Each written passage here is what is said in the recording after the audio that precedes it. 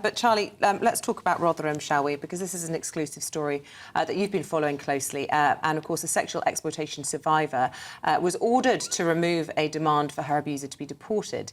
This is a revelation that you can tell us more about. Yeah, so I was in Sheffield Crown Court last week for the sentencing of 7 men from Operation Stovewood. That's the National Crime Agency investigation into these historic abuse allegations and the scandal that happened in the South Yorkshire town. And I have to say, I was the only reporter in the court when the victim impact statements were delivered. One of the survivors standing up in the witness box next to the judge and telling her abusers, 20 years ago, you groomed me. 10 years ago, I started my fight for justice. Now, you took my childhood, you took my innocence. I am taking your freedom. I am your karma. Incredibly brave and powerful delivery. But just before she gave that statement, before she came into the courtroom, the CPS barrister and the judge had a discussion, which I overheard, in which the CPS said any decision on whether or not they remain in this country lies with the Home Office. It's not for this courtroom to decide. And having spoken with the survivor since she delivered that speech, I've seen copies of the original statement she wanted to deliver, in which she made a final request, quite politely saying, I'd like to request that 2 of the men involved in this abuse, who she says were born in Pakistan, have dual nationality and can therefore be deported. She said, I'd like them to be deported after they've served their sentences. Those 2 men given 16 years and 25 years in prison, respectively. 2 of the most appalling abusers who are in the dock for those 106 years being handed down. But that request was removed. Now, under the UK Borders Act, any foreign national offender serving a custodial sentence over 12 months should be deported. However, with the grooming gang scandal, there have been several cases like this where that has not happened. The most notorious case is that of Kari Ralph in Rochdale. He was sentenced to 6 years. A decade later, he's still fighting deportation, even though he's had his British nationality stripped due to various ECHR and legal battles he's put on. Now, I think this survivor fears the same will happen again with her abusers. That's why she wanted to say in court, in open justice, for everyone to hear. Thankfully, we were there to hear it, what she wanted to happen, that she wanted those abusers to be out of the country. She said that she had no confidence that after those sentences are served, and they'll serve half of them, that they will be safe to be released into the community. I should also add very quickly that under the 2022 Nationality and Borders Act, the government introduced a provision that any country that refuses to accept foreign national offenders being deported should be and could be subject to visa penalties. So the government could punish Pakistan and say, if you don't accept these grooming gang abusers, we won't let your workers come to this country. Now, I understand, my sources tell me that the Foreign Office has consistently blocked that power being used. Suella Braverman last night told me she wants that power to be used. Lee Anderson has also told me he wants that power to be used. Laura Farris, the safeguarding minister, told me in March she thought it would be sensible for that power to be used. The Home Office last night told me it would not comment on individual cases. That's just insanity. Why would we deliberately choose to pay for child sexual abusers to be here when they don't have to be? Well, under ECHR rulings, they can claim a right to family life. They can say that they'll be a threat if they move back home. These legal battles have succeeded, but this survivor wanted to let it known through sharing her statement with me that she wants these abusers to be deported. They're evil men, she said, and they've got to be let out of the country. Charlie, you did sterling work in Rotherham, and you were indeed, as you said, the only journalist in that courtroom for the victim impact statements. Why? I don't know. Make your own minds up for that. But keep up the good work and give us an update when you get it. We're taking a look through the newspaper front pages this morning, starting with The Sun, who, of course, are leading on Huw Edwards. They've been leading very much with this story, and they're talking about a suspended sentence over child sex abuse images, describing it as sickening. The Daily Mirror also leads on that story, with the BBC saying Huw Edwards, betrayed audiences. The Telegraph reporting that the Prime Minister faces an investigation after accepting gifts from a millionaire donor who was later given a pass to access number 10. And the Financial Times leads with Sir Keir Starmer eyeing up Italy's asylum and migration model after his meeting with the Italian PM yesterday. And finally, the Times is leading with the junior doctors accepting a 22% pay rise, but saying that this will not be the end of the matter. Joining us now to go through all that and more is Nikki Hodgson and Alex Armstrong. Good morning to you both. Good morning. I guess we start with the obvious Huw Edwards on the front pages of all the papers this morning. 6-month suspended sentence, Alex. Justice done? Yeah, well, we can't avoid this topic today, unfortunately, can we? In my opinion, justice is not done, and I know that millions of Brits in this country are going to wake up today with seeing these headlines and feel that there is not a justice has not been served on this case. Of course, some of the things we've heard in the courts about some of the offences that he's been found guilty of, including opening a folder with child abuse images and writing it was, in quotes, amazing, the pictures that he was sent. It's just going to sicken the nation this morning. So I think the Sun and the Daily Mail have got this absolutely right.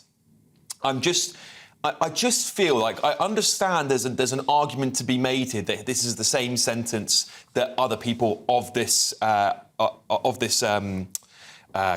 would be put down for, would be sent down for, but I just don't think this is really the kind of look that our country and British people will really, really expect from a crime like this. They would want to see a custodial sentence. They'd want to see someone go down into prison for this. And there are people who have been sent down for a lot less over the last few months. We've seen the keyboard warriors, and I'm not excusing their whatever they've wrote on social media, just to be very, very clear. But I think we need to have some deep introspection in our country about our justice system, and we should look at rewriting laws if that is why he's not going down. Well, we don't imprison people that commit this crime. We nearly always give them suspended sentences for various reasons. And one of the factors here would be that he would have been a target in prison. I wonder if that's what the... So? Well, so what? But then we know that happens routinely. That costs the taxpayer more money. If you've got to put somebody in isolation because everybody else is trying to kill them, which is what happens. Well, I think I'd argue most taxpayers would probably have no problem with putting him in prison. The reason he wasn't given a custodial sentence was because it was following the sentencing guidelines for the tier of paedophile, frankly, that he was. Sure. He didn't create the images, he didn't send the images, he opened them. In mitigation, his defence explained that, yes, he'd entered an early plea, which is supposed to save taxpayers loads of money in not needing a jury, but he also, he actually allegedly said, please don't send me any underage images. He was seriously underwell with a significant mental health problem. None of this will make people feel better. Yes. I have a child the age of the worst images. These are an 8-year-old son. It horrifies and disgusts me. Parents, but, the judge hasn't done anything wrong. He was a first-time offender. And I agree. And so that comes back to Alex's point about maybe it's time for a discussion about how we actually punish people that do this. And the other thing that I just want to say is that, the NSPCC estimates that 1 in 20 children will be sexually abused. That is a boggling statistic.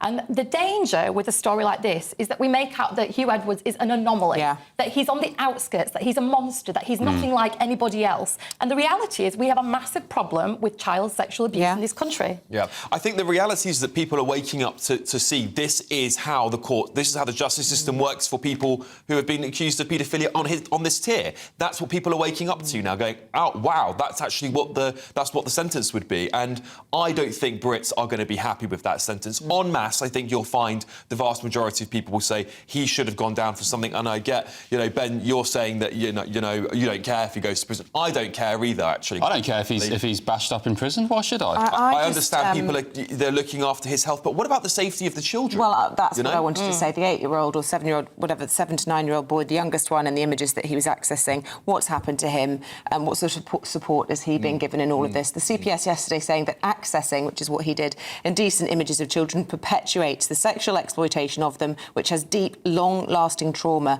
for these victims. It's terrible. Yeah. And also the mitigation in his defence, I was just absolutely stunned, and what an insult to the victims as well. He was saying in his defence that because he didn't get into Oxford and had to study at Cardiff, he felt inferior at the BBC, and that played a part in his mental health deterioration. He had an abusive father.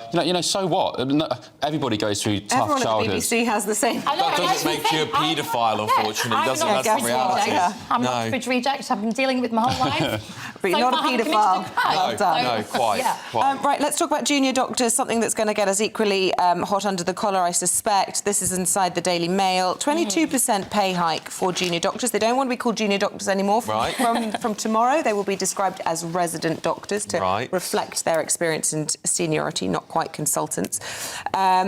Huge pay rise, yet they are saying not enough, and this will not necessarily stave off future strikes. So what on earth are the Labour Party doing settling at a time of national sort of crisis, financial crisis, Nikki? Yeah, I mean, this thing about the junior doctors is fascinating. I sort of take the point about renaming them, because actually junior does sort of imply that they are very, you know... Junior. And they've often been doing that job for 10 years or more. So that I don't have an issue with.